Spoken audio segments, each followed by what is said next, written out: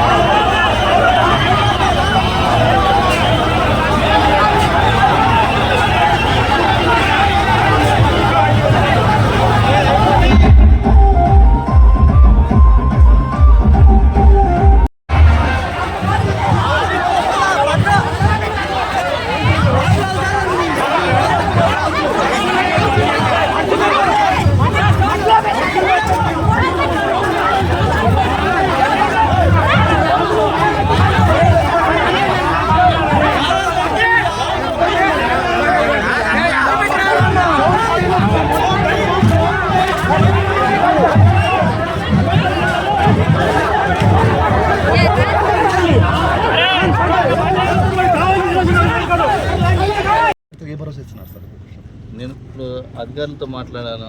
అతని మీద అయితే కేసు కట్టాల్సిందని చెప్పాను. ఎందుకంటే అతను లైవ్లో ఉండి కొట్టమని చెప్పడం ఏంటండి మరీ దూరంగా. అతను సపోర్ట్ చెప్పేది కొట్టిస్తాడా?